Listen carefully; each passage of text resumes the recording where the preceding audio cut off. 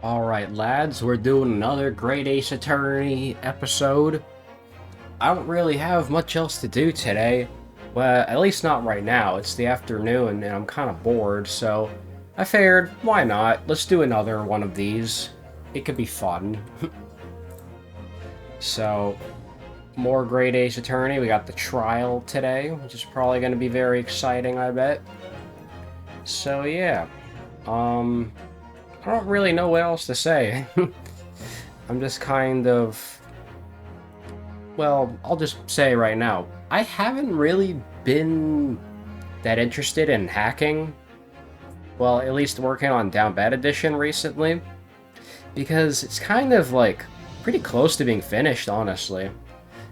Like, besides dialogue and, you know, a few bosses, it's pretty much done. So I just don't really have as much drive to work on it as I did a few months ago.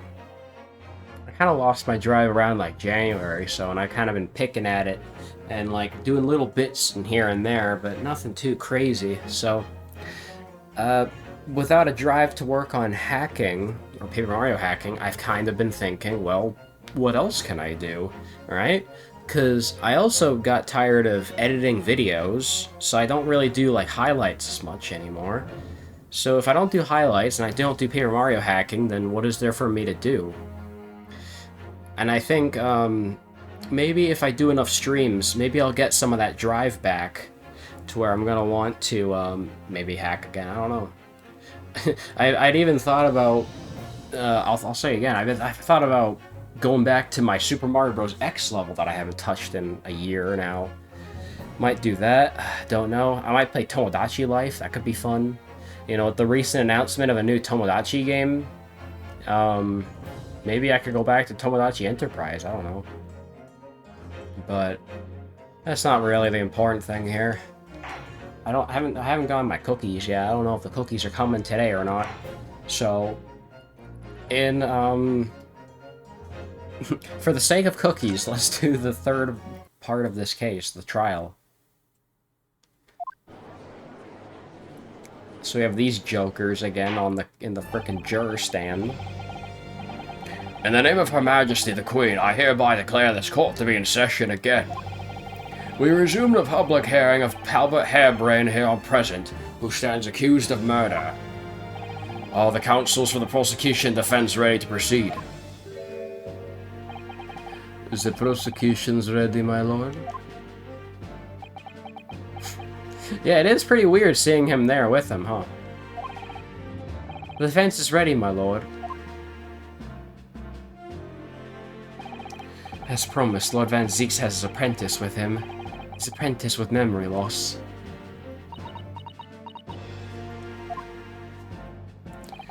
If I may, Lord Van Zeeks. Yes, my lord. There appears to be someone standing at your side. Ah, yes, my apprentice and assistant. The prosecution believes today's proceedings will see the complexity of the rise considerably. There's the case. Wow. If it wasn't already obvious if it was Cosmo enough, he has a fucking sword. Wow, that just makes it really obvious now, doesn't it? He even sheathed it away like Cosmo. I therefore instructed my assistant to attend to ensure the smooth running of the trial. And the smooth running of liquid refreshments, by the look of it. The way he holds himself, the way he moves, it couldn't be anyone else. But he's still suffering from amnesia, so there's really nothing we can do at the moment. I know, but... oh, this is so very hard. It would appear the prosecution has done a fine job in responding to the demands of the court made yesterday. I understand you've successfully secured the engineer who disappeared from the scene on the night in question. Yes, my lord. I intend to call him as a witness shortly. Whoops, wrong button. I think it just looks really weird because he's so close to him. Like, you know, notice, look at Ryunosuke and Suzuto. They're pretty far apart, but this guy, he's like right next to him. Very good, very good. Now then, ladies and gentlemen of the jury, who have been chosen at random to represent the will of the people in this courtroom today? Are you ready and willing to proceed? Of course, my lord. I'm sure we'll all understand the importance of our civic duty. I so despise deception and deceit. I find it so very wearing. To take a man's life with conjuring trick, it is against the magician's code, not to mention the law. Wow. Any fake scientist should feel the wrath of God, if you ask me. Oh, we have to listen to us on both sides of the fence, and then settle on one. That's it, isn't it? Wasn't like this in my day. Wasn't like this at all. If all parties are ready to proceed, you may begin, Lord Van Zieks. Before I do, my lord, there's a report I must read to the court. Yesterday, at the Great Exhibition Grounds, the evidence of primary importance in this case. The super high voltage instantaneous kinesis machine, which was installed on the experimentation stage, was deliberately destroyed in an explosion affected by an unknown person or persons. It was what? An explosion? This is an outrage.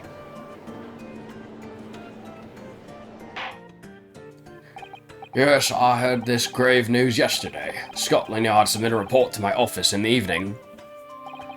I read that the machine was blasted to smithers, and the wreckage reduced to ashes in the flames.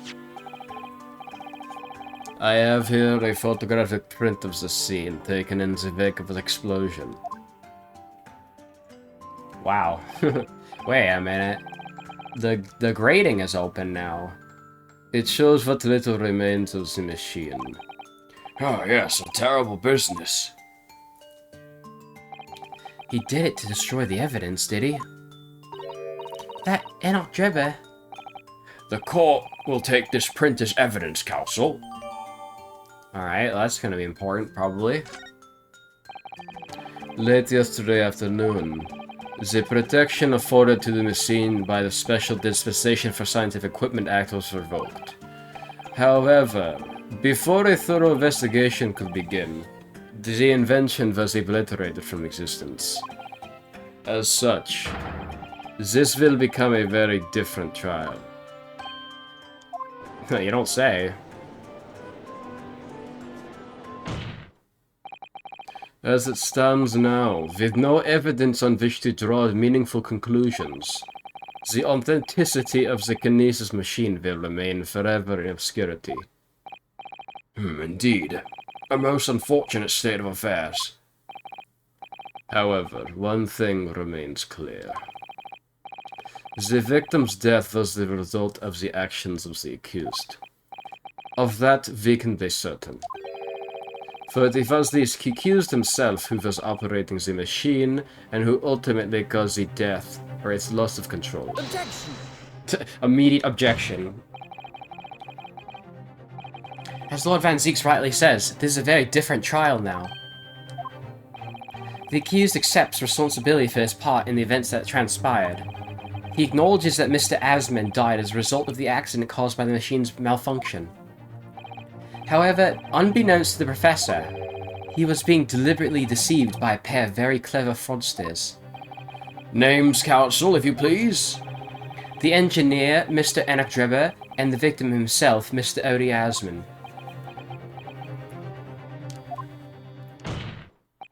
So what exactly were those two men up to behind the defendant's back? The defense intends to expose that information, thus establishing the unequivocal innocence of the defendant. Oh, there we go.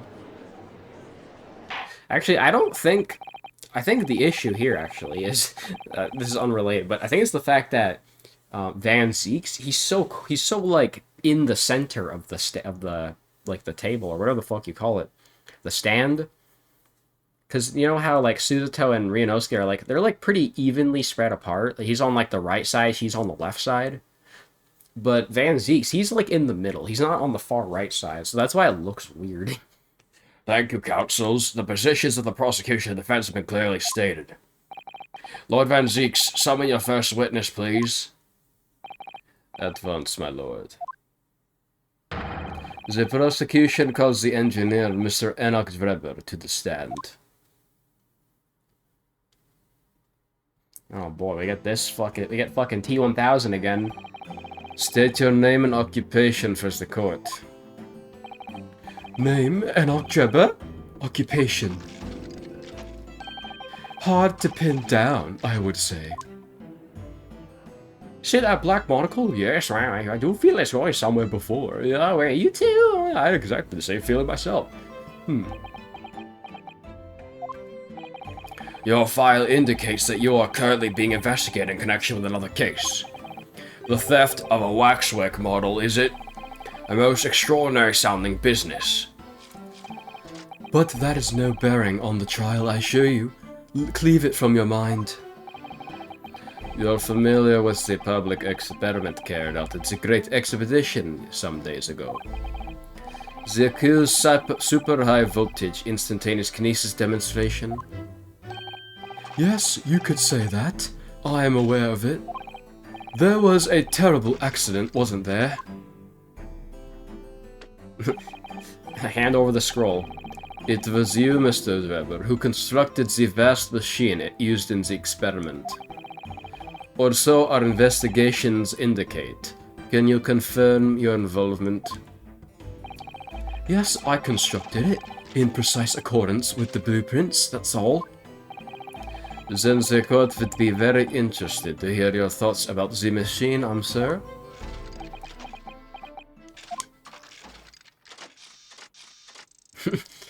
Oh boy. An amazing device, if you ask me. The pinnacle of modern science, making instantaneous kinesis a reality at last. What? Good gracious! Do you mean to say that the experiment was bona fide? Is that your belief, sir? Yes, that is very much my own belief. Such a waste that it blew up. Objection! But we've already established the machine was nothing more than a prop for an elaborate conjuring trick. Objection! You've established nothing of the sort. All that was shown during yesterday's proceedings is that the same outcome could have been produced by means of staged trickery. The defense merely proposed a method and demonstrated its feasibility, nothing more. But... We've procrastinated long enough, I feel. Witness, you will now give your formal testimony about the machine that you constructed for the purpose of demonstration at the Great Exhibition. Understood. Well, I mean, he's by himself, so there's not going to be any of this, like, nonsense of having to press somebody else. I met your young professor approximately 1 year ago through Asmund's Mr. Introduction. Asmund's Mr. Introduction. He provided me with the blueprints and I constructed the machine to his precise specifications. It was no trick. If the whole show was a fraud, it would have required a body double. Tell me, did the victim have a twin? All the spectators saw the birdcage appear above their heads, and then crash headfirst into the crystal tower. A terrible accident, I grant you. Perhaps what the science with the machine was built was flawed somehow.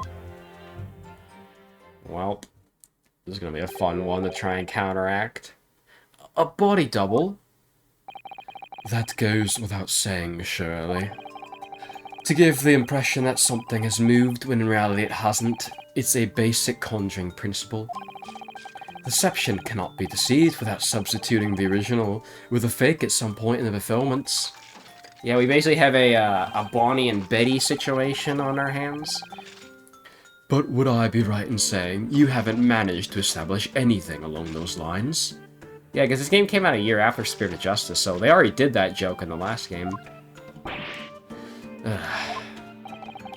Incidentally, the prosecution has already confirmed that Mr. Asmund has no twin siblings. Well, he doesn't have to be a sibling. It could be a fucking, like, guy that just looks like him. It's my understanding that this witness is well versed in conjuring artfulness. But such talents do not indicate he was actually able to accomplish what he claims. Namely, the construction of what by all accounts must have been an extremely complex scientific machine.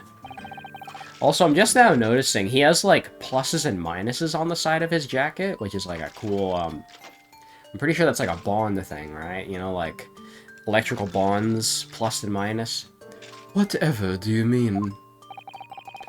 Yesterday's proceedings brought the new true nature of your past exploits to light, Mr. Trevor. Indeed it did, my lord. As a swindler who preys on innocent scientists to elicit government grant money through conjuring know-how. Yes, it's true that I possess considerable knowledge of stage magic. But crucially, my scientific knowledge more than matches that of any academic in the field. Investigation of the witness's workshop attests to that claim, my lord. As evidence, the police found this Royal Society trophy for young talent in science there. Yes, that's true. We spotted it there ourselves. If a hypothesis is sound, it can always be forged into a physical manifestation, with sufficient skill. Though I may have sold the secrets of some deceptive wiles to sniveling, talentless scientists in the past. Would you therefore assert that the explosion of the machine was an unfortunate accident? Or, of course, a deliberate act of murder carried out by misuse of science? Wow, he's got quite the get-up there. You know what? Bro looks like fucking Sephiroth. He's fucking Sephiroth, dude. Sephiroth with a monocle. He has to go see his mother. Counsel for the defense, your cross-examination, please. Yes, my lord. Oh boy, this'll be fun. What kind of trickery and trottery are we gonna find out about here? Hold it! And I wish I'd stop yawning. I'm like yawning quietly, but I also don't want to be quiet, so it's like kind of a hard toss-up salad, you know? So you're already acquainted with Mr. Asman himself? Not really. By chance, I'd seen his name mentioned in the papers, that's all. But I had no interest in his private affairs. If he was an unscrupulous investor, it was no concern of mine. As long as people pay their bills, I take up my tools and construct what they ask for. So why did Mr. Asman approach you in particular, then? Who can say? I presume because my name's associated with excellence in engineering. Not to mention an excellence in fraud.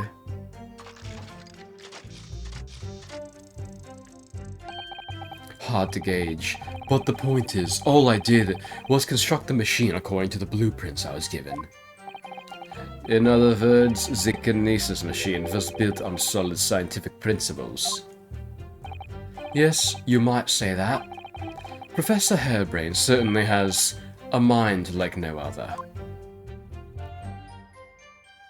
I can't tell if that's a compliment or not coming from you. Hold it! It's clear that you both have scientific knowledge and the knowledge conjuring magic, however. The more knowledge you have, the better equipped you are to handle whatever comes along. But your implication is that I furnished the machine with some trickery, I think. It's a possibility that we have to explore. Unfortunately, though, the machine has been blown to Kingdom Come. So there's really nothing left to explore, is there? It appears that the kinesis machine was fitted with a timed explosive device of some kind. Well, my question is, how the fuck did that thing explode? Like, how did he get that thing to explode so perfectly? Like, I don't know. And there's nothing left of the device either. Not a single shred of evidence remaining, I hear. He must have planned all this from the outset. But in any case, it's abundantly clear that the experiment couldn't have been a trick. I mean, my only theory is that maybe, I don't know, just maybe, when the first time bomb got disabled or disarmed, I guess, maybe it triggers the second bomb to go off. I don't know, just a random thought, but I don't know. I don't know if technology was that advanced, but you never know. Of course, that's it. Mr. Asman was a twin. Objection! No, we already proved that. Perhaps my learned friend wasn't listening earlier. Mr. Asman had no twin siblings. No, I heard you before, but the thread of hope hadn't quite left me. The demonstration could have been a trick if there was somebody who looked sufficiently like the victim. But Dr. Scythe absolutely ruled out that possibility. It is beyond question that the victim himself, Mr. Asman, did move from the stage to the Crystal Tower. The fingerprints found at the scene attest to that fact. So it can't have been orchestrated using someone who looked identical to Mr. Asman, then. Really? What are you thinking, Mr. Naruhodo?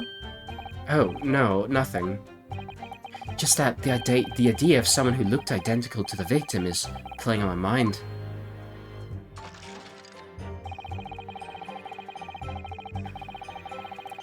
Hold it!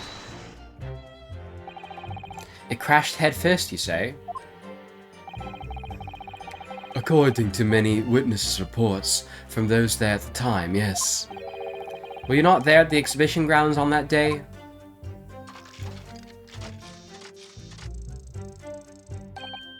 Unlikely. I rarely leave my workshop. Yet another of your unique inventions was found at the scene.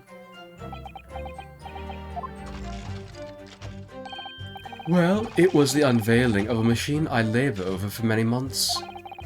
I saw it clearly with my own eyes, the bear cage plummeting headfirst into the tower.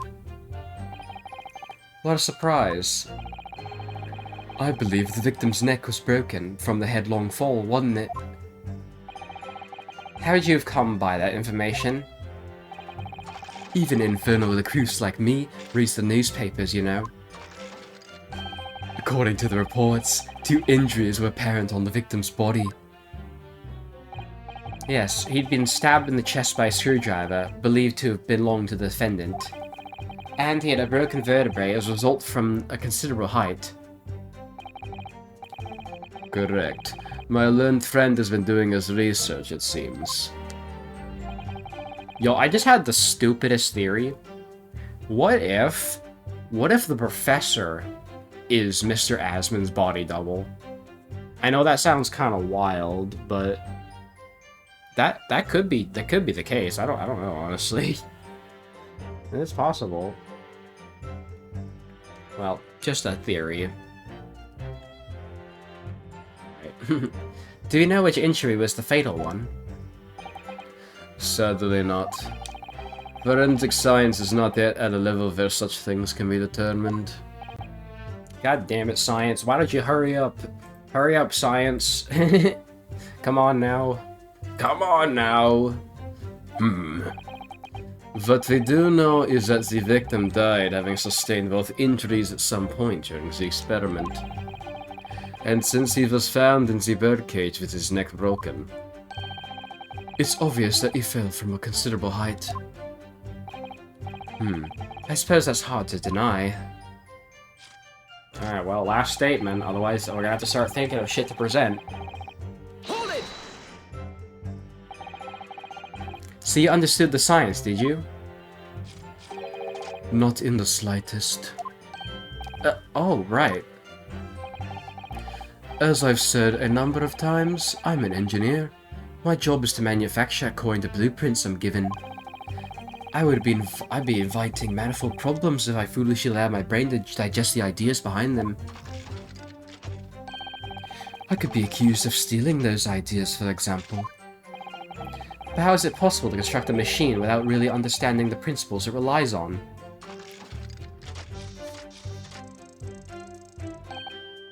Well, you're practicing law without really understanding the principles it relies on, aren't you?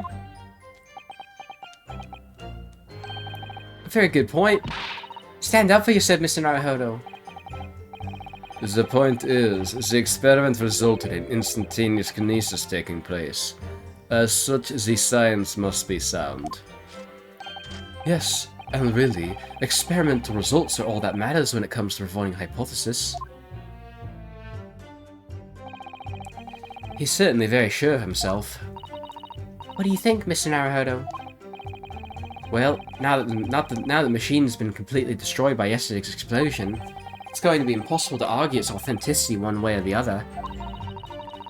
But if we're unable to establish that it was a piece of stage trickery than genuine science, we'll have no grounds on which to demonstrate Professor Harebrain's innocence. Both Mr. Asman and this man in the stand tricked the Professor and used him. They took advantage of his naivete and his unbending belief in his work, and I won't let them get away with it. And seeing as the Professor's an old friend of Lord Van Zeek's, what on earth must he be feeling towards Drebber? Yeah, we don't really take that into consideration, do we? Alright, so where's the statement? The statement that he says is no trick? Oh my god, we have so much crap. You know, I haven't even examined some of this stuff yet. What about the waxwork head? Actually, can any of the... Oh, there's a lock here. This lock does look very strong, doesn't it? There's definitely no way you could move that mask yourself if it was put on you. What a terrible way to treat someone, even a convicted criminal. I know, it's starting to make me livid, actually. Mr. Naruhodo, please. I mean, just think about it. Imagine if you had an itch on your cheek all of a sudden. You'd be utterly helpless. Well, yes, that's true. But I'm not sure that warrants quite so much anger. Oh, right, sorry. Oh, we can like almost kind of see the face. Not quite though. I'm surprised we can't examine the little like pin at the bottom. Oh yeah, right. I said I was gonna read the killer's autopsy report. What the fuck? Redacted for confidentiality. Pseudonym The Professor. Death by hanging confirmed at midnight, 17 June. Courtney Stevens. Wait, who's Courtney Stevens? Huh? Is that name gonna come up again? Well... Should I just go with my gut feeling here? Yeah. Objection! Damn it, that wasn't it. Oh well. Unless I did on the wrong statement. It was no trick. Well, what can we have that proves it was a trick? Oh, well, we also have the glass. I don't know if the glass is going to come into play at all. Well, we have his picture right here. I don't know, man. Did the victim have a twin?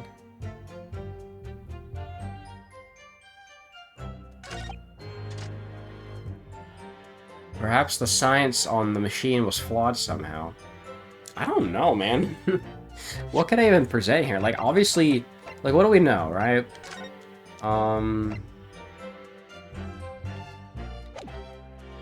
That seems to be fine. Well, we have the cage. Let's see.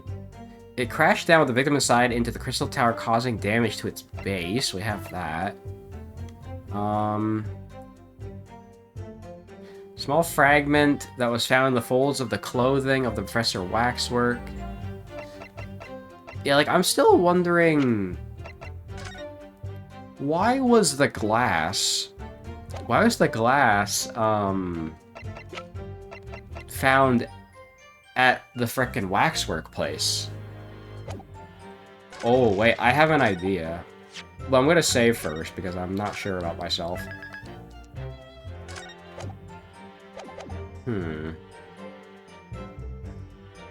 I have an idea. I'm gonna present the glass. Objection! No, fuck, it's not the glass. Damn it. Oh well. It was worth a try. Is there a way we can prove that he had a twin? Asman. Well, let's see. When the lens extended, dark staining is visible.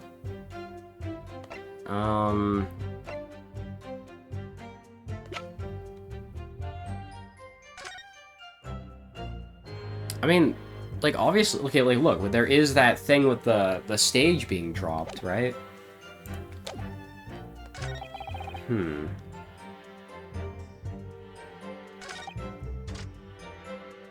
Hmm. Can I present the explosion photograph? Objection. Damn, man, I'm sucking at this. It must be so obvious, and yet I'm fucking this up somehow. Dang it, man. Huh. I presented this already, right? Hmm.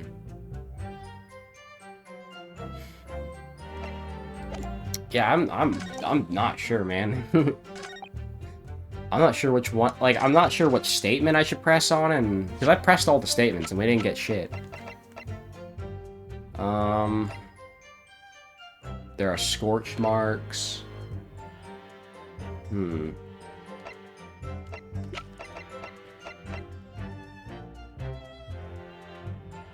Did the victim have a twin?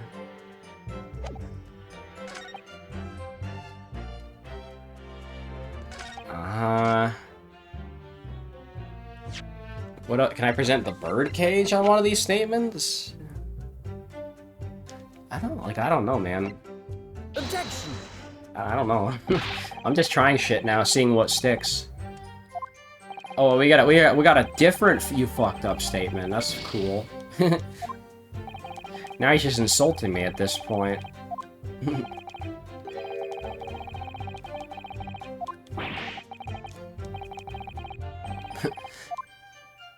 Well,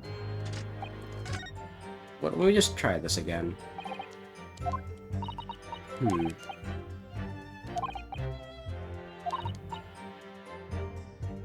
Let's see. We have to prove the stage trickery. Hmm. So, we're trying to prove that it was trickery somehow, but how? Couldn't be the crossbow, could it? I don't know.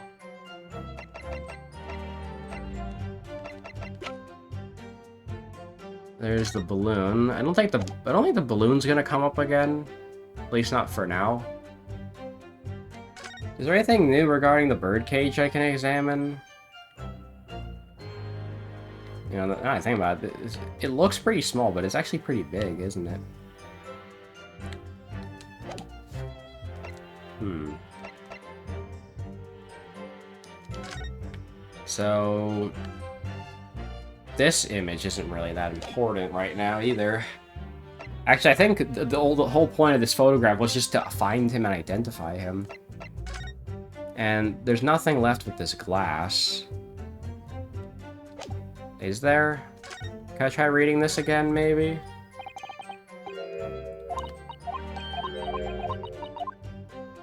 Hmm. And I already looked at the trophy.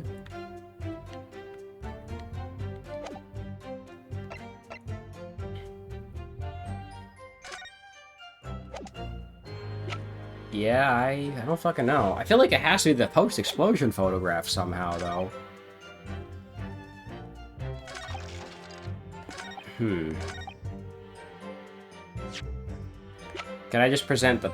Because I can't present, like, people, right? So it has to be, like, evidence. I think it's only in Justice for All that you present, like, people, right? Hmm. Have I presented this Objection. on all of the statements already? Well, let's just reload again. The only one I don't think I need to present anything on is the first statement. Like, that one, that one's nothing. Did I do this already? Objection. I don't know. I'm just trying shit. We can, you know, through process of elimination, we can, you know, just say, like... Objection. It's not the photograph. At least. Might as well just get this out of the way, and then we can... Let's see. Objection. Okay, so it's not the photograph. Hmm. Although there's so many different, like, you fucked up statements. It's pretty funny. We're gonna be here for a sec. I don't think this will be as bad as that one part in Greatest Attorney 1 with the fucking Mario and Luigi clones. But it's still pretty shitty. I don't know, I feel like the birdcage is gonna be important here, though. So we know it's not the photograph. Objection. Okay, it's not the birdcage on this one. Why can't I figure this out? I'm so dumb.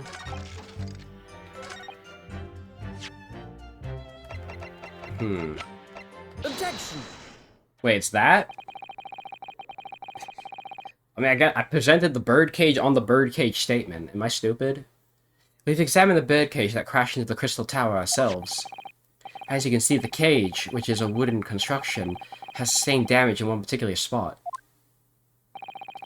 Following the explosion, it fell some 30 feet into the glass of the crystal tower. Is that the level of damage to be expected, surely? I agree. The damage itself is entirely understandable. What doesn't make sense is the location of that damage. Oh, really? That's what I was supposed to figure out? The location of the damage? Okay, no, I would not have figured that out. I'm stupid. Sorry. All the breakages in the wood are at the base of the birdcage, not the top. What are you saying? That's the opposite of where they should be. Oh, really? That's what it is? Okay. That's right, my lord. The birdcage was at the scene and is damaged at its base. So we have reports of the birdcage falling headlong into the crystal tower, yet the damage is at the bottom. Oh, that's what I was supposed to figure out. Okay. The only way to reconcile these two facts to accept that there was 2 bird cages in play that day, which were at some point switched. Oh, really? Switched during what wasn't a scientific experiment at all, but an elaborate piece of stage trickery.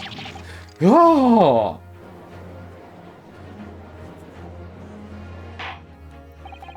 Good gracious, explain yourself, witness. Well... If we've examined the facts, there's only one logical conclusion we can draw.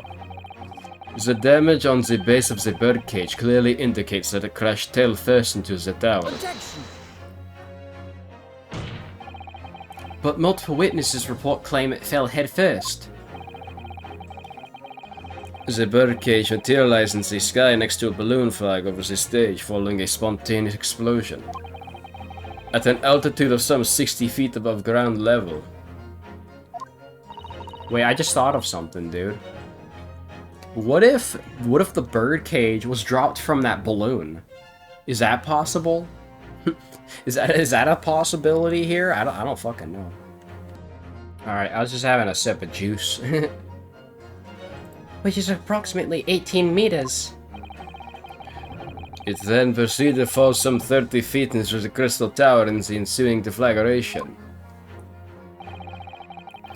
Witness reports amid such chaos are notoriously unreliable. Objection. But the victim's neck was broken. Objection. He plummeted 30 feet inside a heavy wooden cage. However he fell, it'd be unsurprising to find 1 or 2 of his vertebrae crushed.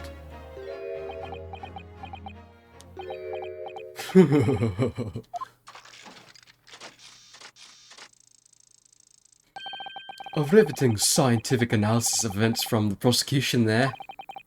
Though to be even more rigorous, you would have to say it was only 1 vertebra, actually. He wasn't quiet for long. I find it hard to see what's motivating Lord Van Zeeks. This witness is clearly a swindler and one who deceived a personal friend of his. Why do all the villains get all the cool songs? It's like we had Shamspeare in the last case, and now this jackass. If you're going to establish this deception, do it right. Sorry? I feel like that's the undertone here. Ah, yes. There's one more point the defense appears to have forgotten. It obviously wasn't a trick, as the truth very plainly demonstrates. What? It seems to me that the cross-examination had better continue until we resolve this matter. Mr. Trevor, you'll amend your testimony with details of this truth. Of course, we must treat the matter scientifically after all. Nearly had him there.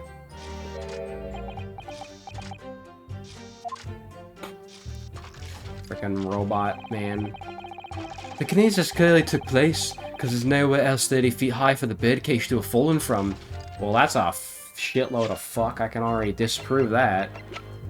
I have an idea. Can I try the balloon? Objection! Fuck, it's not the balloon, damn it. I thought that was it. Damn it. Well, guess it's not. Well, I'm running out of hit points, man. I gotta be careful.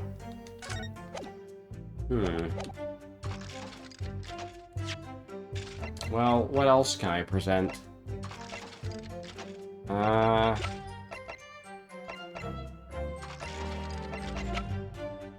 Oh, maybe this? Objection! No. Damn it. Well, fuck. Is that the only statement that's amended, by the way? Actually, what am I doing? I should probably press it.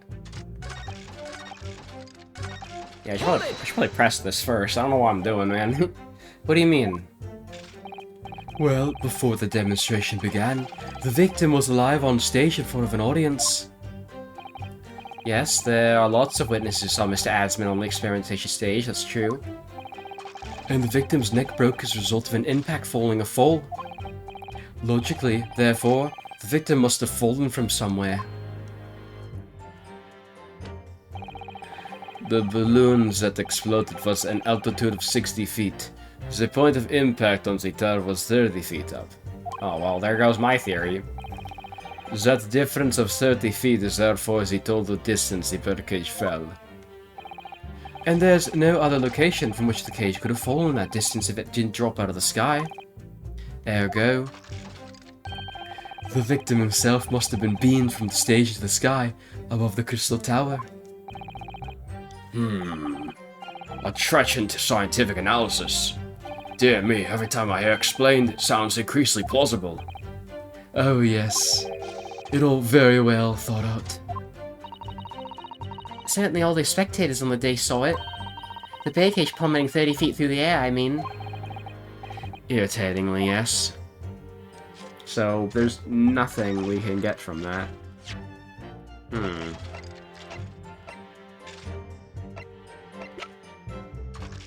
Well, what else could it be? The glass? So I tried the balloon, and I also tried this, so it's not these. Then is it the glass? Objection! No? Fuck, it's not the glass, damn it. I'm starting to wonder now. Why is this the one that's stumping me? Like, seriously.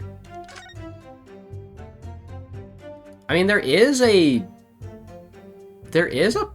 thing. There's like a little indent on the top of the tower. You guys see that? Can I try that? Objection! Yeah.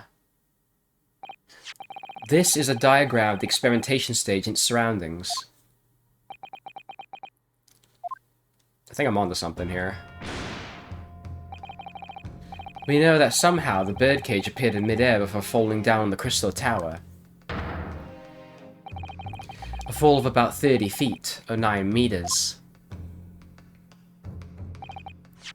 However, if you examine the diagram carefully, you'll see that there's one other possible location from which the birdcage could have fallen. The same distance of 30 feet. No.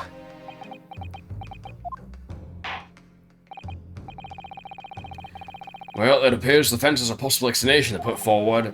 Go ahead, Counsel. Yes, my lord. Of course. You'll indicate the place to which you're referring in this same diagram.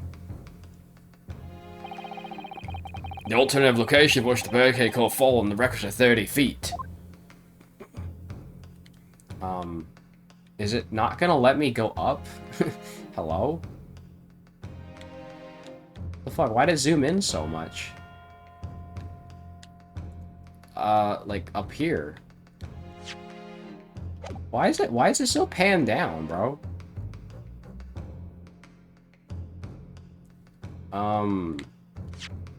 Okay, in case it fucks up and I don't point to the right spot, then, yeah.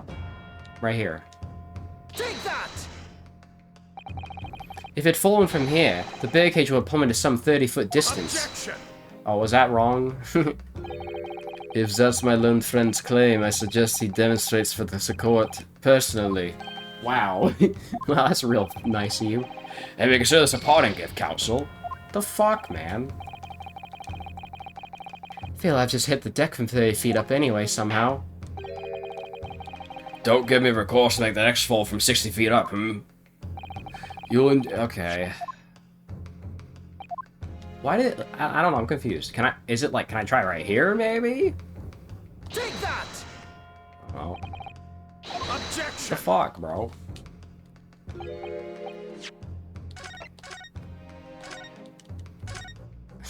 The game's cheating me, man. It can't be the balloon, can it? Is it the balloon? Take that! Oh my god, bro, what the fuck? Why? Is this part bugged or something?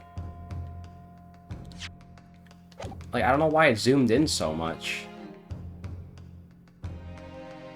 Well, where else could it have been? Take that! What the fuck am I supposed to present here? Objection! Hello?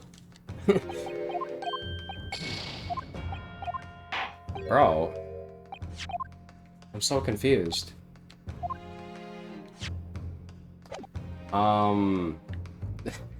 What do I present in this case, then? This? Take that! Objection! Bro, I don't know. I don't know, man. Well, you suck. Thank you, counsel. You suck at this game. But my lord, wait. The defense is still in the process of establishing his argument. No further doubts is necessary, I feel. As such, I shall be requesting the final decision of the members of the jury. Well, wasn't this fun? Guilty! Guilty! Guilty! Guilty! Guilty! Kill me! Well, hey, at least I get to hear what the jurors sound like. Isn't that fun? I think that's the only time you'd ever hear that, too, right? Mr. Albert Harebrain, in accordance with the findings of this court, I pronounce you guilty, bitch. I applaud the jurors for doing their civic duty and finding a swift resolution to this matter. That is all. Court is adjourned. Wah, wah, wah.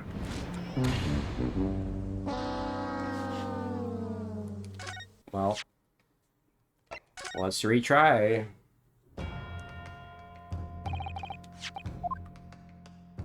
Hey, man, at least I got my lives back. Might as well save. Fuck it. So I'm confused. What am I supposed to present here? Because I can't. It's not letting me scroll up for some reason, which is really weird. I switched to mouse because I don't know. Maybe the maybe that's conflicting. Do I need to change the resolution or something? Does that have anything to do with it? No. Oh, I don't know, man. I'm confused. What does it want me to do then? Okay, 1 second then. Okay, so it turns out I had this completely wrong, I think. Apparently you're supposed to present under the machine. Take that! So my logic... Wait, was that not it? Wait, that's what the guide says. Hello? Oh, let me read that again. It says, when asked to point out another location where the birdcage could have fallen, point to below the machine where it would start at. The stage is at a height similar to the height the birdcage would have reported to falling from. Did I not do that? I'm confused. Here? Take that! Oh, okay. It's very finicky on where I need to present. Okay. Well, okay. So hang on. Let me open this again. My theory was that he was up here. You see this part up here? You see where there's like a little place you could stand? I thought he was up there, and like some guy was standing up here, and he pushed the birdcage off. And then it fell. That was my, I guess, but that's apparently, no, I was wrong. It was right here, apparently, so there goes my theory. The place I'm referring to is here. But that's where the birdcage would have been to begin with. Which is exactly the point, my lord. Yes, the birdcage was in the machine on the stage. But what we must also consider is the height of the stage itself.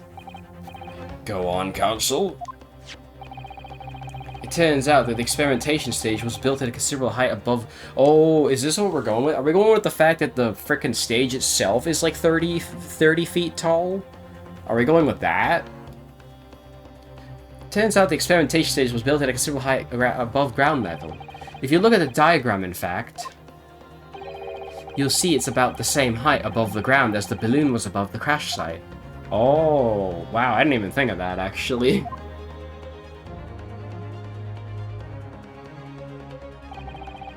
When the experiment got underway, the machine and the birdcage were engulfed in steam. So he fell all the way down there? Wow. At that moment, the floor of the stage gave way, and if we assume there can be a void underneath... I mean, we know about the fact that the stage, the floor, like, broke. Or, well, not broke, but, like, it was like a trap door, basically. This birdcage and the one seen by the audience would have fallen almost exactly the same distance.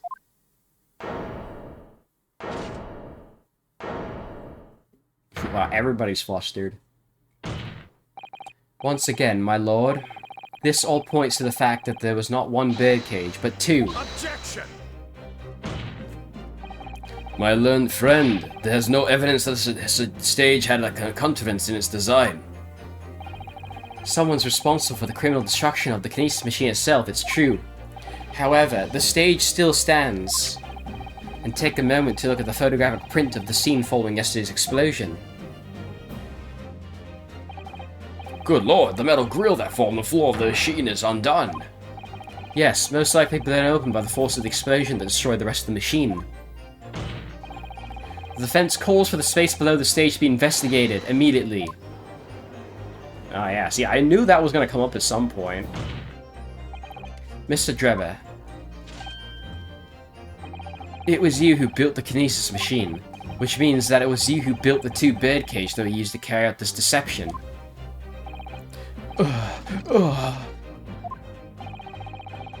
Whether Professor Harebrain's hypothesis is sound or not makes no difference, because it's the construction of this machine that matters.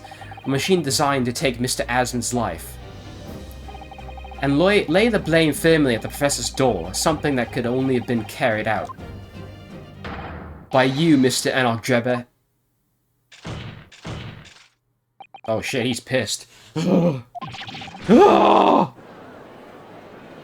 Wow, look at his fucking pose. Oh, there goes the cap again. If my learned friend has reached the end of his wild assertions. Wow, what the fuck was the point of the glass then if you were about to break it? Wait, oh, wrong voice. The prosecution would like to crush the defense's argument slowly but surely.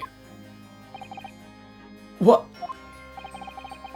Your argument fails to hold water. On 2 counts. 2?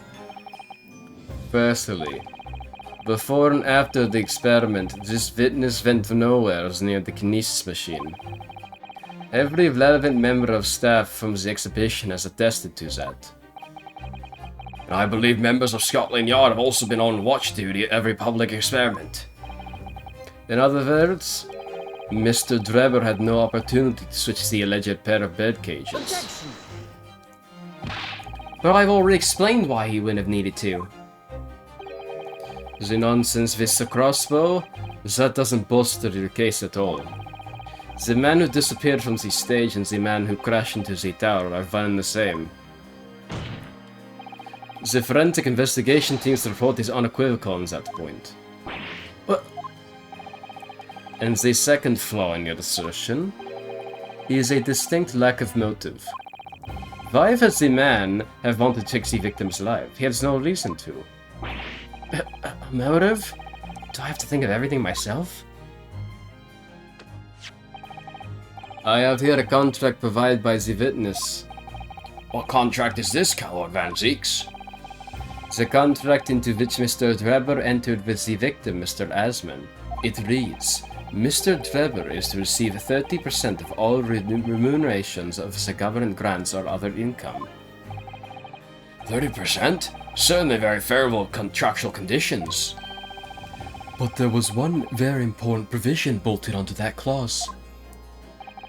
What provision? Mr. Drebber may only uphold this right on condition that both contracting parties are alive. In other words, if either of us were to die, the contract would become null and voided. So you see, I had nothing to gain from Mr. Asman's death. The diametric opposite, in fact.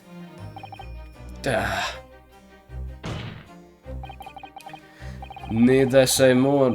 The witnesses had neither an opportunity nor reason to commit the alleged crime. In short, the possibility of Mr. Drebber having done as you suggest is nil.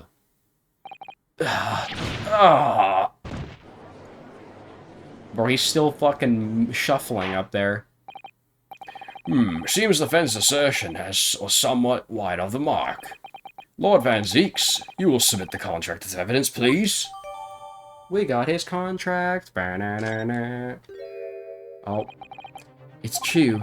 If Jeb has no opportunity to switch the birdcage on the stage with the one in the Crystal Tower, he couldn't have done it. In any case, I have no idea what his motive might have been. Well, let's read that contract. The investor, Mr. Odiesman, hereby enters into contract with provider, Mr. Enoch Drebber, to fund labor and materials for the construction of super high voltage instantaneous kinesis machine.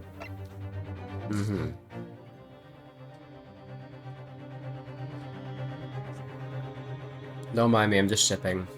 Mr. Drebber is to receive 30% of all remunerations of government grants or other income.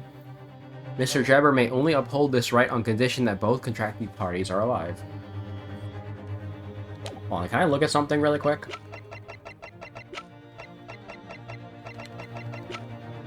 Oh, wait, no. I don't have that card anymore, do I? We gave it to Gina.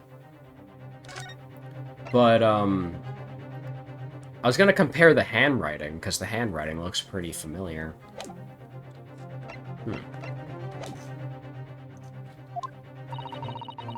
There's one aspect of your argument that still holds true, however.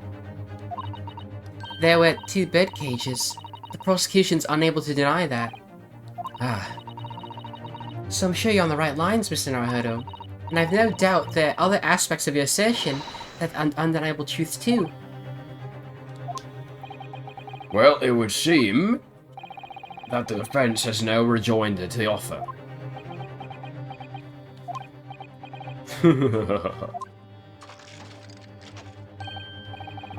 Well, I must say I'm a little surprised. I came here to testify about the machine I built, and instead my reputation is defiled. But the prosecution's counter has set the record straight, I think. It's impossible that I'm the culprit. Objection! This is gonna be the entire, like, trial. It's just trying to prove this jackass killed him. At the beginning of this trial, we believed that there was only one birdcage. Yet now we know there must have been 2. In other words, there was more to the demonstration than we realized at first. I think it's abundantly clear that the same applies to the culprit. Get to the point. The stage demonstration was constructed and set up in its entirety by you, Mr. Drebber. Therefore, it's inconceivable that you have no hand in the events that transpired. Damn, he's pissed. So if circumstances mean it's impossible that you could have carried out the crime by yourself, It points to the fact that someone else was involved. Someone else? Counsel, are you suggesting? Yes, my lord. Mr. Drebber had an accomplice. Objection! Who? Couldn't be Dr. Scythe, could it? An accomplice now? Well then, I presume you're prepared for what's to come. Now that you're accusing not only this witness, but someone else of more serious crimes. If these accusations turn out to be false, then make no mistake. The prosecution will demand an equally serious punishment for your slander. It couldn't be Dr. Scythe, could it? Well, counsel, do you intend to pursue this course and formally accuse another party of involvement in this matter? What do I do here? At the moment, this is little more than a hunch on my part. I don't know for sure if Drebber had an accomplice, and even if he really is the culprit here. One way or another, though, I have to make my position clear as a lawyer. So what's my stance going to be? Did Drebber have an accomplice, or not? I want to see what happens if I back down. Let's face it, I have no idea who his accomplice might actually have been. Which isn't the strongest position to be in, is it, Ryunosuke? Mr. Naruhodo, think of the sword at your side. Karma is crying out. Sorry? Crying out for you to show the strength of your conviction now as a lawyer. Yes, you're right. This sword that I inherited, which embodies the will of my best friend, is my own accomplice. I'm not sure that's quite the right word, but that's the spirit, certainly. The defense is ready to name Mr. Drebber's accomplice. Okay, so I do have to name somebody. We got that fun little dialogue about my sword, though. Somehow, the two birdcages must have been switched. Everything points to that. Yet, according to the coroner's report, that's not a possibility. But that inconsistency itself is a clue. Wait, no, I fucking know what I know about it, dude. Holy shit. It's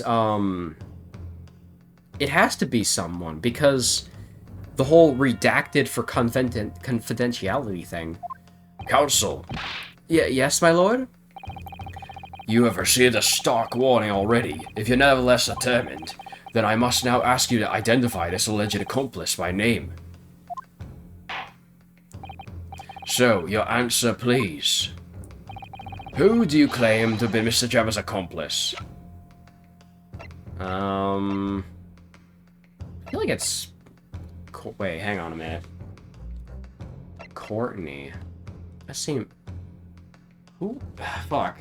I wish I could look at my court record right now. But it can't have been anybody else but Courtney, I feel. Take that! Is this it? Let me look at something real quick.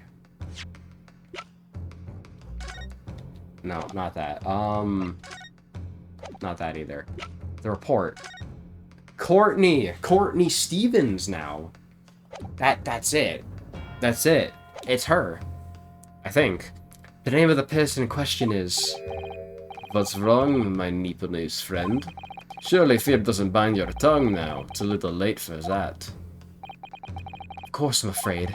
After all, naming her in this capacity is definitely going to make waves. A lot of waves. I could very well turn every single person in this courtroom against me. I'm sure I'll be alright, Mr. Naruhodo. Thank you, Miss Suzuto. The enemy's always appearing larger than life, but you'll appear exactly the same to the enemy. Alright then, here goes. You've kept us waiting long enough. Your answer, counsel, now. The person who colluded with Mr. Drebber in order to carry out this wicked crime is Scotland Yard's coroner, Dr. Courtney Scythe. What in the blaze are you talking about? Dr. Scythe? The head of the forensics investigation team, and the coroner who conducted the autopsy on the victim?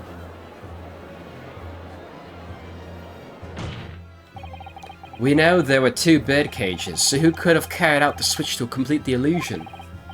The accident happened in front of a huge crowd of spectators, and the area was immediately sealed off. Then everyone, police officers included, were banished to make way for the forensic investigation team. When else could the switch have occurred?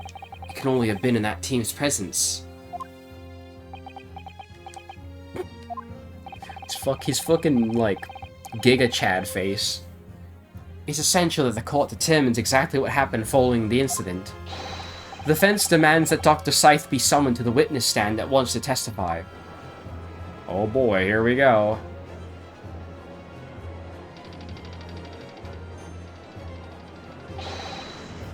You've got a nerve, lad. Standing up there, dragging the R's name through the mud. I didn't mean to. I know the woman very well. There's no better dead room work out there. How dare you call it criminal? My learned friend's imagination appears to be wilder than the East End at night. But the recklessness of the accusation aside, there's another grave problem with your argument. One which the prosecution demands you address at once. A grave problem? Oh my word. Who do you claim acted as the victim's doppelganger? What? Certainly if the birdcage containing the body of the victim was exchanged for another, that cage must have also contained a body. And yet, no missing persons or accidental deaths of anyone, even remotely resembling the victim, have been reported. Which means there was no one, dead or alive, who could have fulfilled the role of the body double for Mr. Asman. That's true. If my argument is that there were two bird cages, then there must have also been one person inside each. But I don't know if I got an answer to this yet, have I? What can I do to reveal how this body double stunt was achieved? Name someone, maybe. Present evidence? I got an idea. Very well. The defense will address my learned friend's concerns by presenting evidence that reveals the true nature of Mr. Asman's body double. Good gracious, evidence? I do hope this isn't filibustering, counsel. The court's expecting a name. If you think you have relevant evidence, present it now.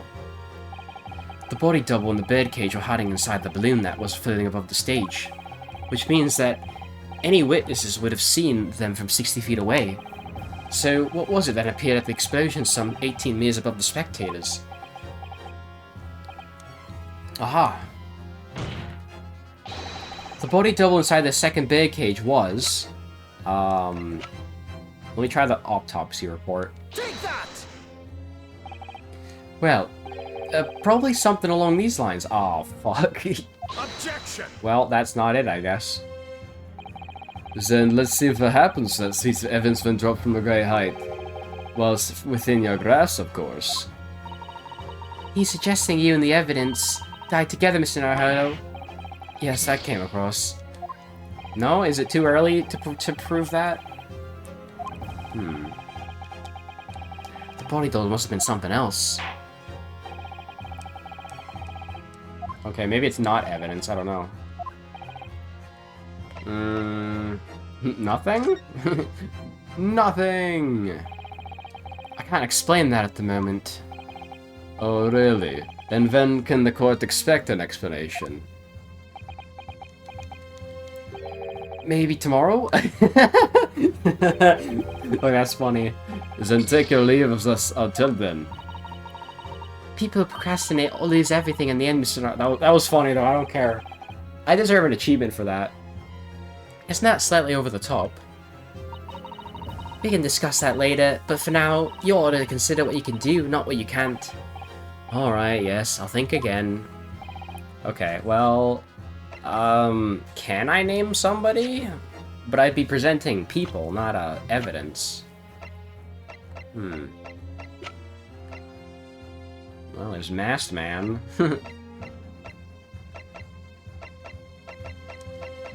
Wow. You know, Masked Man is kind of giving me Mother 3 flashbacks. Can I name... I don't know, man. Very well. The defense will address my learned friend's concerns by revealing the identity of the person who acted as Mr. Asman's body double. Be my guest. Give us a name.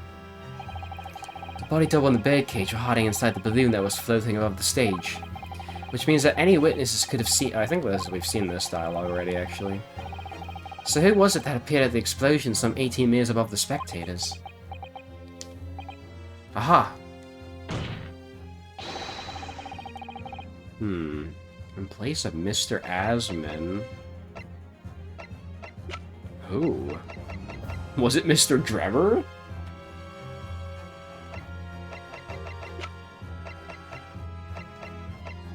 Seems like a stupid theory. I almost want to try it. Because they have a similar facial structure. You know what? Fuck it. We're going with it. Let's see if this goes anywhere. Take that! This person's the most likely candidate I can think of. Wouldn't you agree? Oh, well, that's a load of baloney, I guess.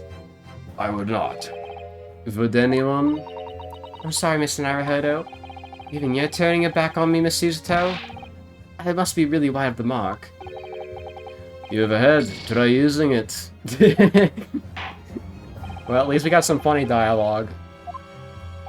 Well, it's going wonderfully, isn't it? I could try evidence again, maybe.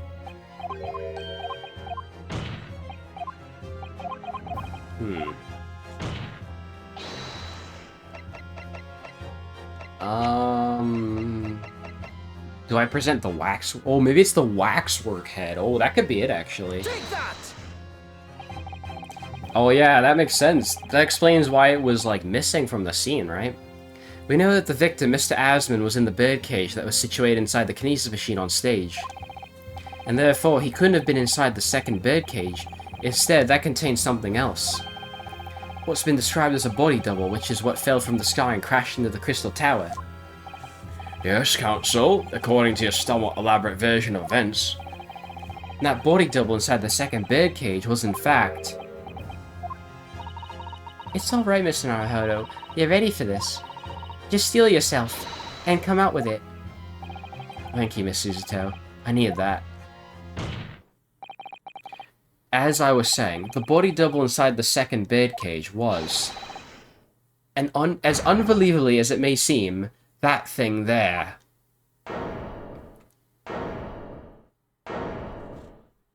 Wait, they have it in the trial? Wait, was this here all along? Open your eyes and look into mine, my Nipponese friend. Now tell me, what are you playing at? Stand firm now, Ryunosuke. This is the time to show your Japanese spirit. As the court will observe, this is a waxwork model. The silent hand. A model, in fact, of an infamous London murder from 10 years ago. The Professor. Objection! You started by indicting the leader of the forensic investigation team as an accomplice in this crime. And now you've moved on to indicting waxworks? Yes, that's about the size of it. But why? And why is this waxwork? It looks nothing like the victim. In fact, it could hardly resemble him, no less. What possible justification can you give? If you want to know why, ask Mr. Drebber. What? Just days before Professor Harebrain performed his public demonstration, Mr. Drebber abducted this model from Madame to Spells. Did you just say abducted? And 2 days after the incident at the Great Exhibition, he returned it to the museum. Then, the timing. Is this true, Mr. Drebber?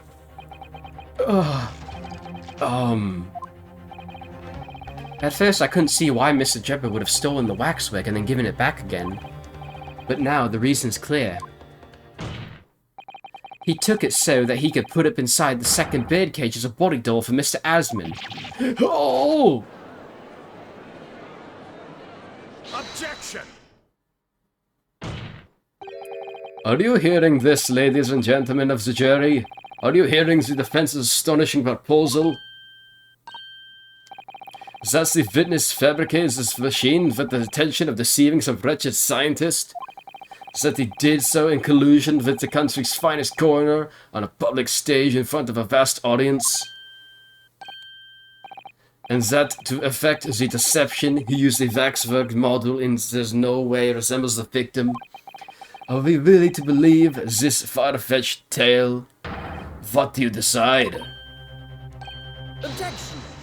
Oh boy, no, don't. We're not gonna have another summation examination here, are we? Wait! Yes, if you put it like that, of course it sounds implausible. My lord! I need to speak, if you please. Go ahead, Mr. Foreman. Myself and my colleagues have reached an agreement. Oh boy, here we go. Summation examination time, baby. Very good. In that case, ladies and gentlemen of the jury, you'll state your leanings for the court to hear now. Guilty! Guilty. Oh boy. Guilty.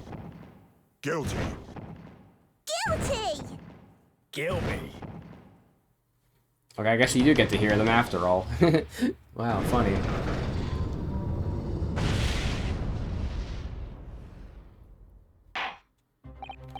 So, as indicated by the foreman, the jury has reached a consensus. I knew that was going to happen. We should get through this, Mr. Naruhodo, as we always do. And uncover some new truths along the way, I'm quite sure. Yes, I agree. I'm gonna have to appeal to the jurors as usual and see if I can persuade them to change their minds. The defense will now embark on a summation examination. Whoops, wrong button. Stop pressing the X button. Are you and your fellows ready? Are you fit? You? Yeah, ready to proceed, Mr. Foreman? Blah blah blah. We are, my lord. Very well. In that case, I ask you now state clearly for all present to hear the grounds on which each of you decided that the defendant is guilty of the crime in which he is charged.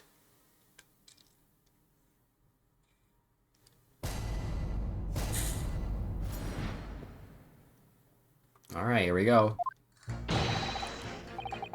I've known that woman for years. She'd never accomplish or anything. It's utter nonsense to think that those two would ever be confining with each other.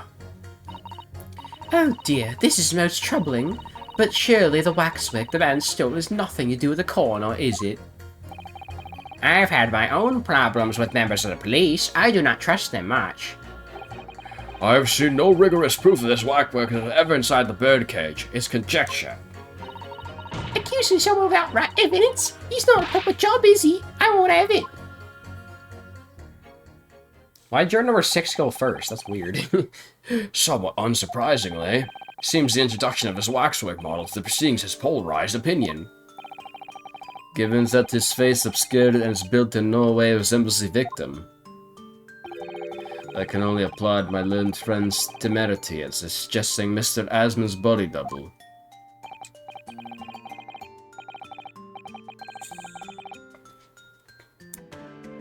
I was just taking a drink again. Yes, the applause is deafening, and yes, I know it seems extraordinary. But that's the point. That's why I have a strong feeling it's actually a greater clue than anyone yet realizes. What are you thinking, Mr. Naruhodo? I can't explain why at the moment, but I feel as though there's a specific reason why it was used, why it had to be this model. Really? A reason why nothing else would do, you mean? Oh, you know what? I think I should open my window a little bit. Just a tad. You know, it couldn't hurt. Maybe like some of that cold, snowy air, and it's still snowy outside, so why not, right? Yes, and I'm convinced it's something far more significant than whether or not the model looked like the victim. Well, if that's the case, we must prevent the trial from ending prematurely at all costs. Yes, agreed. I have to find a way out of this. If you're ready, then, counsel, you may proceed with the summation examination. Yes, my lord. There he is, just standing in the back with his fucking T-1000 in hand. Oh wow, look at that, I'm down to 1 life now. Hold it! The order of things seems to have changed around here for some reason. I'm a copper, lad. It's a copper's discretion to bend the rules sometimes when needs must. What's wrong with that? Where do I start? I've been working at the yard for 40 odd years. That's even more than I thought. We've only had a metropolitan police service in town for 70 years, you know. Of course, times have changed then. Public didn't trust coppers back when I started. It was rough. Had to fight crime, and we had to fight within the public's trust as well. And when we did, forensic science was in its infancy too, even more than it is now, and she spearheaded the revolution. Dr. Scythe, you mean? That's right, about 10 years ago now it was, when I was still a youngish Bobby on the beat. That's when she started making a name for herself as a top-class coroner.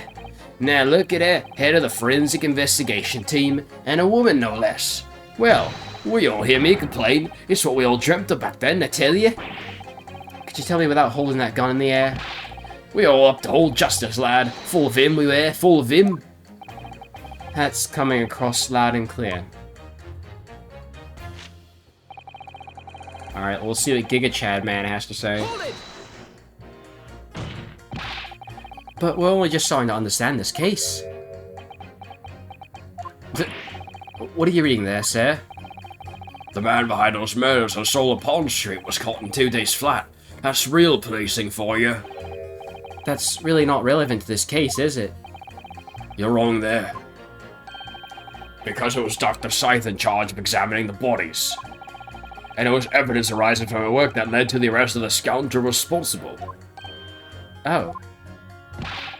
That's right. Oh, that woman is at the forefront of this country's fight against crime. The idea that she's somehow involved in this murky business is a load of old tosh. I thought that was up to me to press the jurors, not the other way around. I saw that one coming from a mile away. Alright, what do you have to say, lady? Why'd you assume that? Well, quite simply, because that unsettling swindler has no relation with the woman, does he? True. As it stands, we don't know of any connection. Oh gosh, but it would be delightfully romantic if they would somehow have a mutual interest in the waxwork. Romantic? Women of society such as myself use everything in terms of relationships, you know. Oh well, you learn something new every day, even if you don't want to. One might wonder about possible relationships between the defendant and his coroner women. Or perhaps between the defendant and the handsome prosecutor chair. This woman may be more astute than I've been giving her credit for. If that's the woman's stance, then perhaps demonstrating some connection between the waxwork and Dr. Scythe would be enough. Yes, I agree. And as soon as we have even a whiff of a connection, she'll be the first to know. Okay. Alright, Waluigi, what do you have? Hold it! What sort of problems? Let's just say we have run into each other on numerous occasions while we were performing on the street. Right, I see.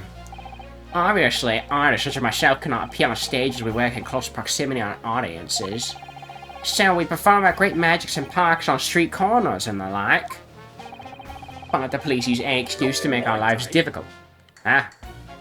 You have something to say? Excuse me. Do you have something to say in response to that, Mr. Automole? Who you calling a mass murder? Sorry, my mistake. I got confused because I heard you look like him. I don't look like anything like the man. You won't be looked up, sonny. Thanks, Mr. Sholmes. Perhaps we could move on. I was really wondering if you had something you wanted to add in response to what Gen number 3 just said. And clearly you do. Back in my day, back in the good old days, it wasn't like this. Why is it playing Gregston's theme? We worked our fingers to the bone to earn the public trust we did. And by Jove we earned it. People respected us back then. Respected you? Huh. No one would have called a coroner into question in them days. Coroner support was the hallmark of the investigation done right. Especially when Dr. Courtney Stevens put a name to it. She was the best of the best, and the apple of the... Hold on a minute. What are you talking about? Who's Courtney Stevens? Ah, sorry. Got a bit carried away there. Stevens is Dr. Scythe's maiden name. Her maiden name? So that was before she was married. course, yes. Silly me. Scythe now, isn't it? Stevens. I'm sure I've seen that name somewhere recently. Anyway, the point is, those were the great days of policing, not like now.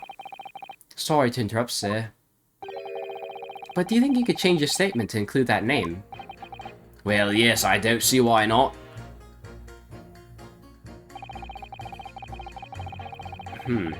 She was Courtney Stevens back when I knew, of course. Legendary coroner even then.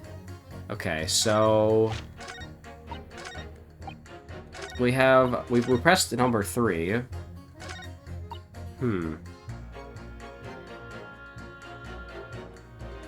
It is possible that juror number 2 and juror number 6...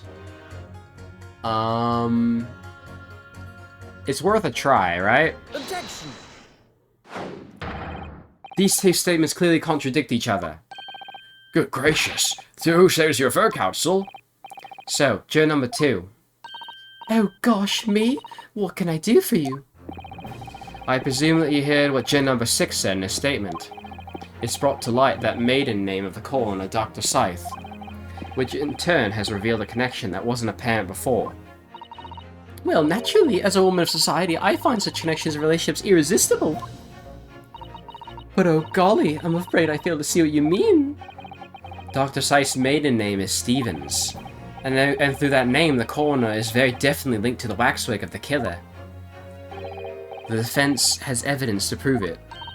My goodness, evidence you say? How utterly enthralling. Counsel, the court cannot overlook that last remark. I very much hope there's substance to your claim. Of course, my lord. I would ask the court to look at this. The evidence that clearly links Dr. Scythe to the mass murder known as the Professor. The autopsy report. Take that! I have here a certain autopsy report from 10 years ago. A 10-year-old autopsy report? What relevance does that have? It is, of course, from the autopsy of the person portrayed in the waxwork, the killer known as the Professor.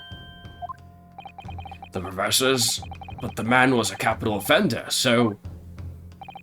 That's right. This is a certification of death that was drawn up after the convict's execution. The identity of the killer was never made public, so the report gives few details. But what's important is the name of the coroner who wrote it. Courtney Stevens. Oh my, Courtney Stevens? Strike a light! It appears the Professor's autopsy was conducted by Dr. Scythe 10 years ago. And a few days ago, Mr. Jebba very deliberately stole the waxwig of the Professor from Madame Dispels. A waxwig that doesn't, in fact, resemble the victim, Mr. Asman, at all. And do you suppose there's some unsavory relationship between those two events? Absolutely, I'm sure of it. There's no doubt in my mind that the Professor case is at the heart of a link that we have yet to uncover. Between Dr. Courtney Scythe and Mr. Enoch Drebber. Hidden links, mysterious connections, secret relationships. This is all most extraordinary. We are surely obliged now to explore this further. Oh, there you go. Quite right. We can't let this trial come to an end now. Not while there's still this cloud of suspicion hanging over the yard's best coroner. It wasn't like this in my day, but we're still here to uphold justice in the end.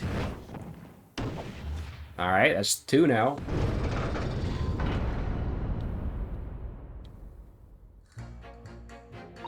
Alright. So these are done now. Oh, right, I forgot. He's the first one. I know it seems a little far-fetched to think that the waxwig model of the Professor was in that birdcage. But on the other hand, it explains a lot.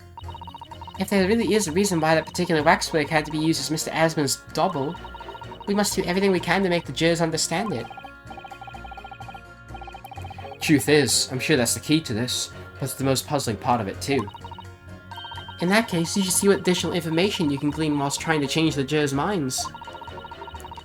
If you can read a book whilst eating a rice cracker, Mr. Naruto, you can do this. Right, yes. Okay, so... So we did him already. I'm gonna press, we haven't pressed juror number 4 or 5 yet. So, Hold it! let's see what they have to say. But you claim the whole instantaneous kinesis demonstration was a trick. That I did, but there's more than one way to pull a rabbit out of a hat, isn't there? Sorry? I grant you, given this cage appeared from amidst the explosion, there had been no need to use a real person. But if a waxwig had been used, the culprit could at least have had the DC make it look like the victim. I'm not sure exactly how much criminals are governed by decency. The point is, if you're going to make a claim about the waxwig being inside the birdcage, you need to give us some evidence. Without that, it's just not science. I suppose we expect nothing less than a logical argument from a fellow of Royal Society. But that perhaps means his mind can be changed if we manage to present suitable evidence. Evidence that the Professor Waxwig was inside that birdcage. Can I produce that or not? Might as well try. Actually, I have something I'd like you to see, sir. Oh? I must warn you that I firmly believe it's only wise to trust men in white coats. So given your jet black outfit, I don't mind admitting to a sense of trepidation here. So you don't trust anyone in black? Looking in the mirror must be very trying. I do have some evidence that proves the waxwig was inside that birdcage, namely... Oh, the fucking glass! The glass, dude. Take that! What's that? A piece of glass? Those unusually thick for glass. Yes, it's a piece of broken glass that we found inside the jacket on the waxwick. As you say, it's not ordinary glass though. It's very thick, and clearly made for extra strength. Much like the special glass that was developed for the construction of the Crystal Tower. The crystal Holy smoke! Exactly. The centerpiece of great exhibition where the very incident we're talking about took place. On the day in question, the birdcage fell from above and smashed through the window of that special glass. From whence this small piece originated? Is that it? Precisely. So, what do you say? Now that clear evidence in support of the assertions are placed before you. Well, as I said, I only trust men in white coats as a rule. However, when the reasoning's sound, it's fair to say colour shouldn't come into it. In light of what you've shown me here, yes, I feel obliged to change my position on the matter. In that case, Joe number 4, you will amend your statement now, please. Okay, now what does he have to say? The presence of that piece of glass leaves me in little doubt that the waxwicks are indeed inside that birdcage. Okay, Hold it! so let's press that then. Thank you for reconsidering your position, sir. Your words are misplaced, boy. My opinion's governed by logic and science and nothing else. Yes, science is where you should direct your words of gratitude.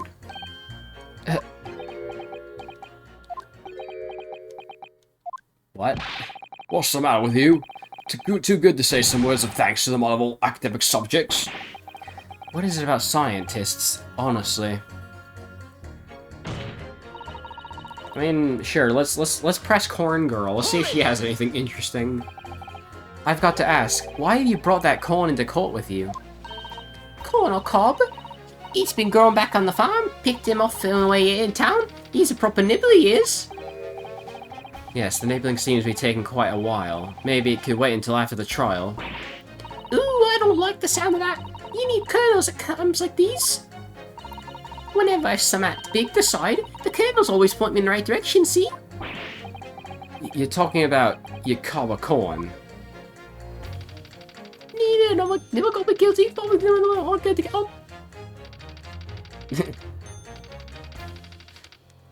Yeah, that must be fun to say over and over.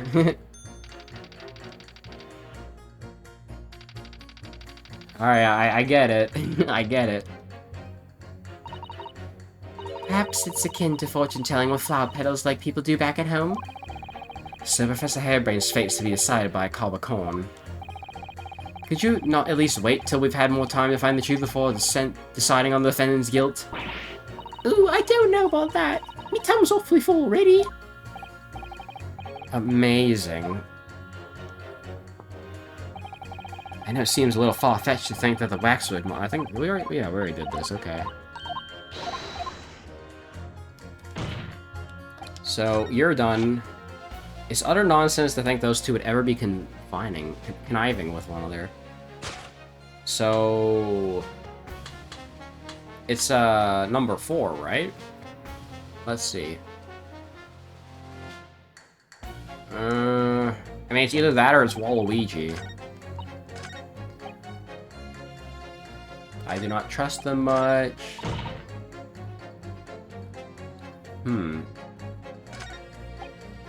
I mean, I could try it. It couldn't hurt to try.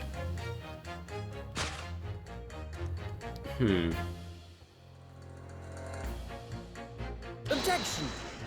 Oh, that's not it, I guess. Well, Mr. Foreman? Oh, there seems to be a new Sherlock Holmes adventure published next month by the looks.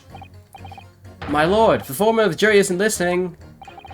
Is that so? Well, I shall have to reserve myself a copy at the local newsagent in case. Miss Susato, no one's listening to what I'm saying. Perhaps this would be a good opportunity to have a rethink then, Mr. Naruto. Fear not, my learned friend. I heard every sorry word. Alright, well, we fucked up. But my lord, wait. The fence is still in process of establishing its argument. Nope, you suck ass. You really need to get better at this game, Naruto. And now they're all back to being Guilty. Guilty. on the guilty side again. Guilty. Guilty. Guilty! Gilby. Well, that's fun. I got 2 game overs in 1 episode, man. I'm so good at this game.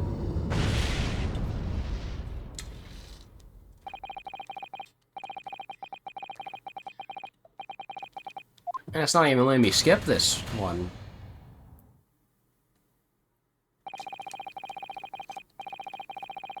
Wow. I wonder if you get I wonder if you get an achievement for not like getting a game over or what.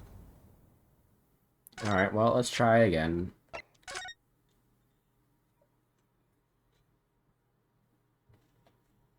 Oh, I have to do the whole fucking examination again? Man, I really should have saved. Oh my god, holy shit, okay. Hold it! Well, damn, maybe I should have made a save after all. Alright, well, let's just go through this again. A part of me just wants to end it here and go get some food. Okay, and then... Hold it! I know we have to present these 2. Okay.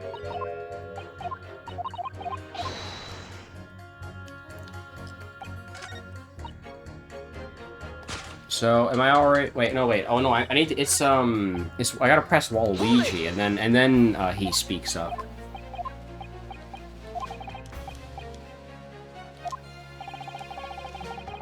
Not in my day. Yeah, it's this one. Excuse me. So now we're doing this again.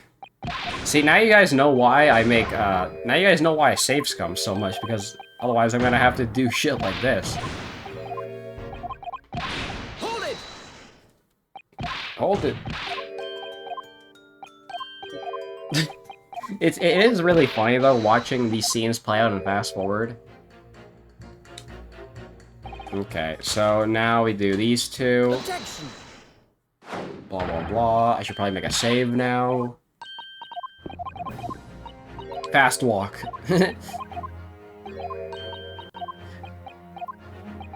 Walking fast. Alright, and then, the autopsy. Yeah, yada, yada, yada. Well, that's what I get for having 1 health left. Yeah, so... So many bloom, bloom, bloom. So many of those noises back to back.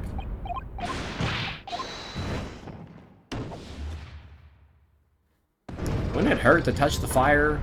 Or is that fire just for show? Like, I'm not sure. I'm thinking too much on this. Okay, so... Now we gotta press U, and then present evidence.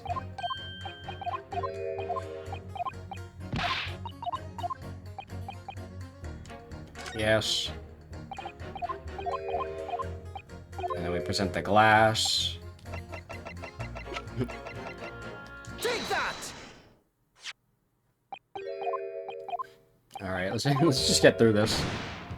I should have been done with the summation examination already, man, but I had to get a game over and forget to save, so... Oh boy. Oh boy. Alright. So now I'm gonna save. And I also have 5 extra hit points, so... It's all good.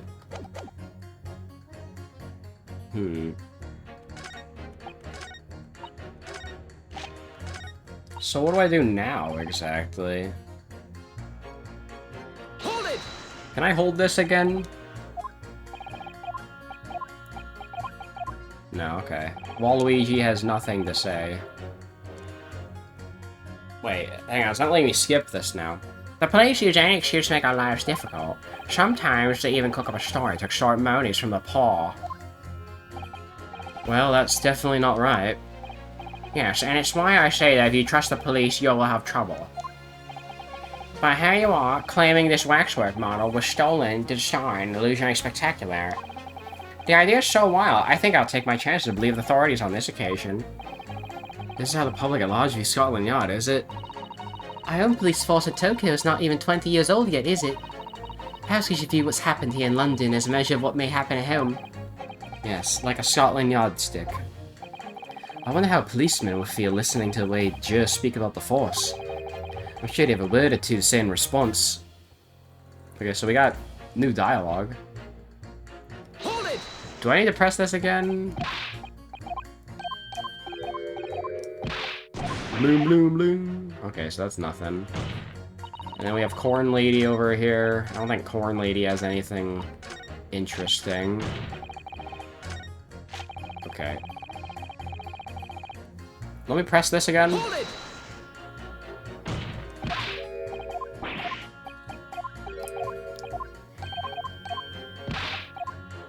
Nothing? Okay. So what do I do now? I do not trust them much.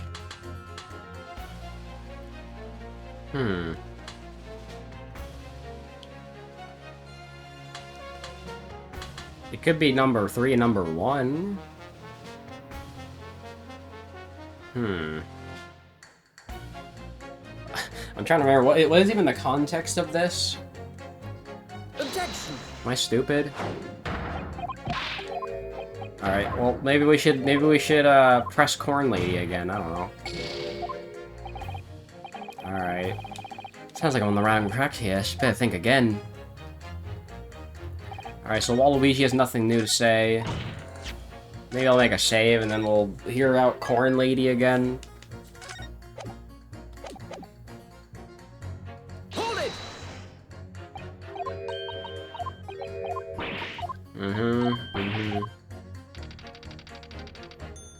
Yeah, we gotta do this shit again.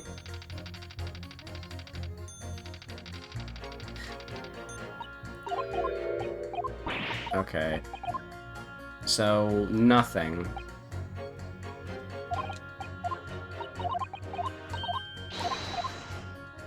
So what do I do then? So I can't do anything with this. Corn Lady? Well, what other ones should I try? Have I done Waluigi and number 4 yet? Objection! No, it's not Waluigi.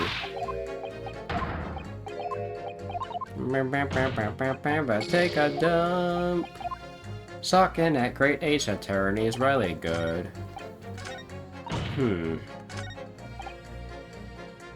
It could. Oh, actually, what if it's this?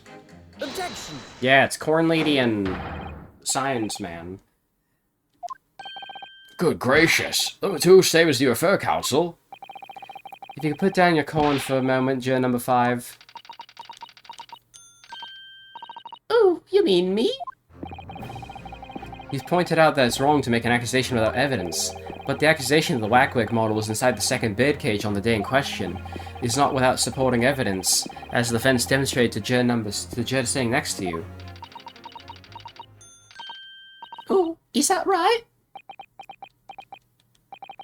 Would it be fair to say you didn't follow the argument? I didn't understand much besides Chronicle, to be honest. Of course you don't.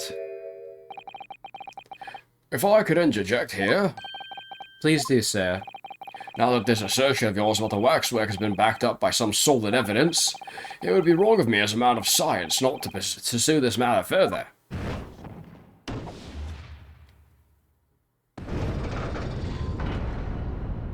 Always feels nice.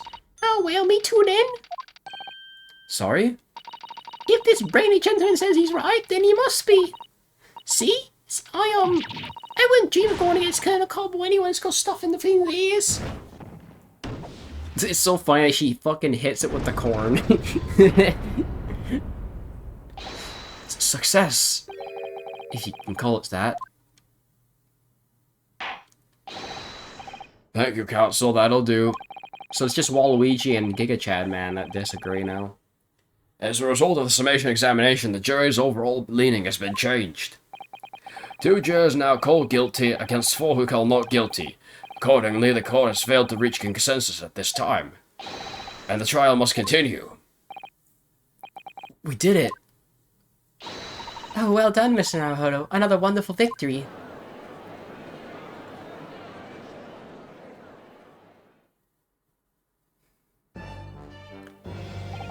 Waxwork of the despicable professor, used as a body double for the victim in this quite extraordinary case. I must say, it's extremely hard to believe this assertion could possibly be true. However, it would appear that it does at least warrant further investigation. It's the waxwork of the professor that links Mr. Jebba and Dr. Scythe. And I'm convinced that there's a special significance to that link. I don't know what you're hoping to prove, lad. I really don't. Truth, sir, by using evidence in testimony. Heh. If the court is to delve deeper into the alleged involvement of the waxwork in this case, then the prosecution calls for the owner of the mortal to be summoned as a witness. The owner? Madame Tuspels. Oh yeah, we get to see Batty Witch Lady again. Let's go. I really thought that Lord Van Zeeks would object to this whole line of inquiry. Very well, I concur. Make arrangements for Madame Tuspels to appear as a witness with immediate effect. Listen carefully, my learned friend. Oh, yes. You should know that you're on the brink of opening Pandora's box. The court shall now adjourn for 45 minutes. During that time, the prosecution will summon the new witness and prepare her for taking the stand. Madame Tuspels, yes. I shall see to it at once, my lord. Well, perfect timing then. I was actually about to end the stream myself, so we get a nice to be continued screen for our efforts. Bet. Alright. What a great time to end the episode, then. I'm liking this trial. Okay, so, if I'm not mistaken, I believe Part 4 is the... I think Trial Part 4 is the final part of this case, although I could be wrong. Well, it still says Part 3, but I don't know. I think it's going to eventually shift to Part 4 in a second, though. So yeah, anyways, guys, I think that'll do it for now. If I really get bored and have nothing else to do, maybe I'll do a third stream of this today, I don't know. I'm just, you know, getting really enraptured with this. So anyways, guys, make sure to like and subscribe to YouTube and Twitch. And I'll see you guys later tonight. Well, we're definitely doing something later tonight, but I haven't figured it out yet.